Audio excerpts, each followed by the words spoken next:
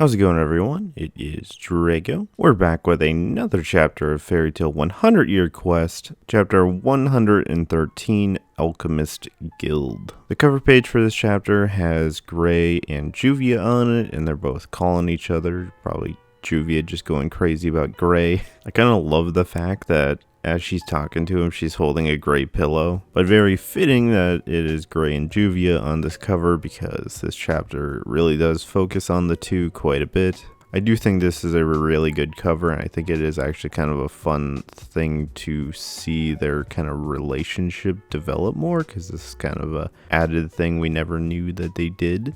And just before we get into the actual chapter here, I am feeling a lot better, but my voice might be still a little bit messed up. So sorry if it is a little bit messed up, but let's get into the actual chapter. So we pick up with Gray fighting this unknown guy, and he thinks he's a Diablos member, which I don't know if they've stated it, but they say that Diablos is the #1 wizard guild on this continent that they are on right now.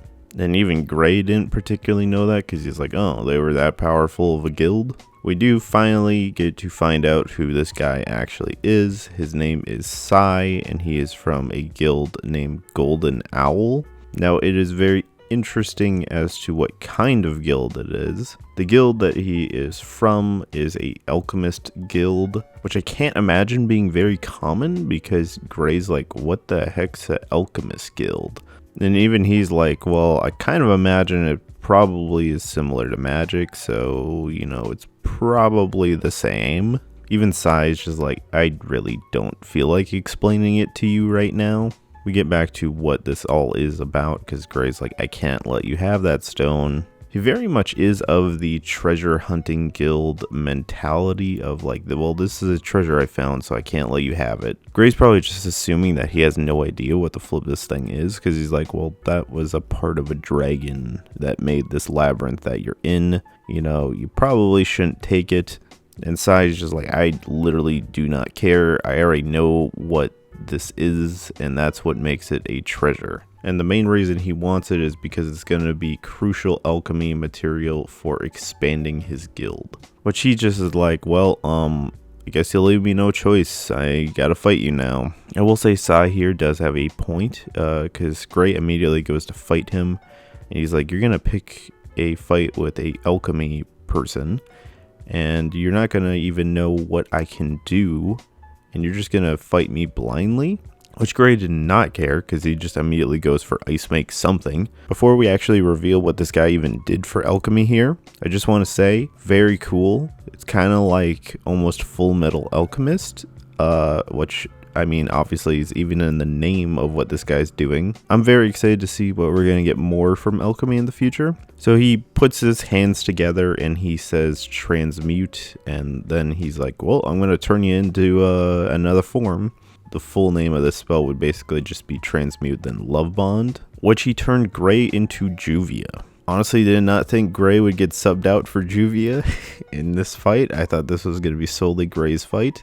I mean, technically it is, because he is Juvia. Which it is kind of funny to see Juvia having her hands like she's going to be doing ice make magic, but she's not able to do ice make magic. And Gray's just like, what the heck? Where's all my magic? Where'd it go? And then he's like, wait, what the heck's up with my voice? And then, wait, what the heck is up with my body? And then he's like, oh crap, I'm Juvia now. Oh no. So I basically just starts explaining everything like, oh, well, my love bond basically will transmute you with the person that you love, which just so happened to be Juvia, which indirectly does confirm now that, I mean, obviously at the end of the series, you know, Gray kind of asks Juvia out, yeah, but very kind of indirectly. That 100% confirms that he actually does love Juvia then. And basically through those transmuted bonds, that's what made him take form as Juvia. Which he's very confident that he's like, well, now you lost your power. You're basically absolutely useless now. You're gonna lose. Which does get explained at the end here, why this guy is wrong with saying you lost your powers, because he's hardcore assuming here. Which I guess Sai has another technique here where he'll, you know, transmute people's bodies, but it's called rival bond, which is probably useless in a fight because it'll transmute you with your rival, which in Gray's case would have been Natsu, which they would have been pretty much equally as strong, and yes, I would have equally lost. Which the alchemy that he cast on Gray also does have one side effect, and then we cut away from them. And we go over to where Juvia was, and she was with the rest of the guild on a boat. I will say this part of the chapter is quite hilarious because it's Juvia just standing there probably thinking she's still Juvia, but no, she's half naked Gray. Which the rest of the guild's just like freaking out, like, what? Did she just turn into a half naked Gray? I like Lizana's like, why is she still talking like Juvia? And then you get Elfman, she's the man.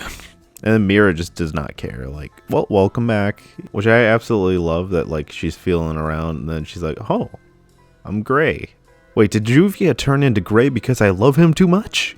Interesting that Makarov points out that this is a form of alchemy, or if it wasn't alchemy, it would be a form of a curse, which kind of brings me back to that, like, filler episode we had very early on in Fairy Tail to where everyone was swapping bodies like crazy. But I would say that was probably more of a curse. Juvia was really taking any chances she could get because she's like, well, if I'm like Gray right now, is it okay if I strip naked? And it's like, well, you're already kind of half naked. I guess just that thought of half naked Gray just makes her pass out immediately. So we cut back over to Gray as Juvia fighting Sai. Gray does really think highly of Juvia because, you know, Sai's kind of looking down on them. And he's like, what are you looking down at? You know, like, don't look down on Juvia. She's really strong. Which I do love, that kind of his instinct in fighting people is always to strip. So the first thing he does is try and rip off his shirt. But then, again, he's Juvia, and he's like, oh crap, that's right, I'm Juvia. Oh my goodness, I can't do this. He's just like in his head, like, I almost stripped like I always do.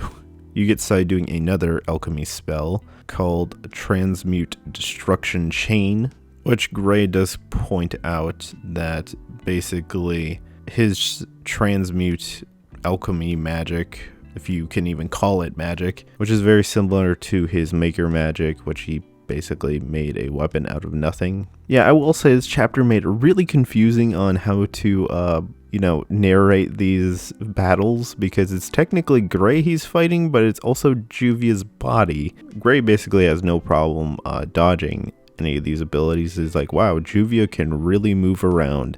He's like, well, that means that probably all of Juvia's physical abilities are probably still the same. Which this is the part of that alchemy spell that I said this guy did not account for. That, you know, Juvia's a wizard too, so he basically transmuted another person that could equally fight him probably as well. Which Gray's just like, yeah, you're kind of an idiot, dude. Did you really just turn me into Juvia without even thinking that Juvia could have been a wizard? Which he's still just dodging everything, no problemo with Juvia. Which Gray really thinks highly of Juvia here, because he's like, well, you know, didn't you even think it was possible that the woman I switched to could possibly be stronger than me? You basically get to the part of the chapter where this guy assumed that basically every woman was weak, and Gray's just like, whoa, bro, you can't say that. Because where he comes from, and in this day and age, the women are nothing but strong, which particularly for the Fairy Tail Guild and like Fiore as a whole,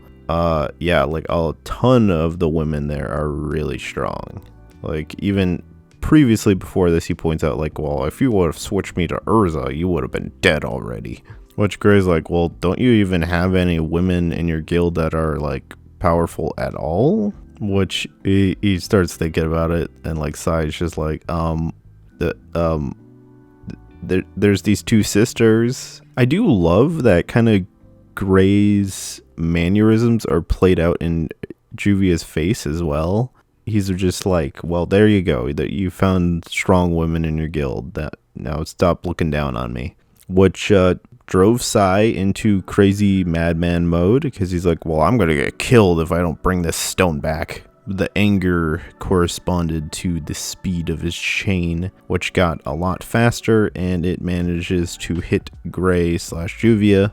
I will say that Gray basically thought he had no magic power, so I can see why he probably thought he was about to get hit. Which Gray gets hit by the chain, and his body starts turning into water, literally forgetting about Juvia's passive ability that her body is basically all water, which Sage is like, oh crap, I picked the wrong person to transmute him into. And with that, now Gray realizes that, oh, Juvia's magic is active still. When Gray turned into Juvia, he realized he couldn't use his magic. He didn't think that he could use Juvia's magic, which the one benefit of the magic that Gray uses is it's ice, but it is very similar to water since they're in the same family. So if he can just concentrate and try and find that water magic, he might be able to use it, which I like that he starts to figure out like where all the water magic is. And then he's like, okay, I'm going to show you how strong Juvia is, which I wonder, since Gray is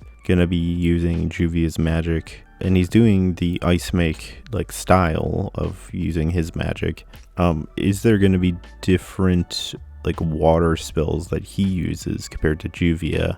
And Sai is thinking that this is water alchemy, which is like, he even says water make. So it's like, yeah. And that is the end of our chapter. So my thoughts. I think it's quite interesting, this alchemy stuff that we're getting here. I think if we get more of it in the future, it'd be kind of nice to flesh some of it out. And is it being like alchemy very similar to, with it being very similar to Full Metal Alchemist, like, is it doing the like law of equivalent exchange? I think it's just completely dependent on if it ever does get fleshed out more. I mean, like, you had Treasure Hunting Guild, but they were like not fleshed out all that much. But I mean, how much can you flesh out a Treasure Hunting Guild? But I think alchemy, since it kind of has a power very similar to magic, I mean, if you flesh it out, it could go places. What particularly makes alchemy different from magic? Because so far, I mean, you have magic, you have curses, and then now I guess you have alchemy. I think it'll be very interesting to see what Gray does as Juvia now that he knows kind of how to use her magic, which he figured out pretty darn fast. And will he, well, I imagine he has to revert back to Gray after beating this guy. Otherwise, like, not much progression elsewhere. Like, we don't see anyone else destroying any of the cores. I do think we had some very funny gags between Gray and Juvia throughout this whole chapter. Otherwise, what do you guys think of the chapter? Leave it in the comments below. And thank you for watching. This is Drago, signing out.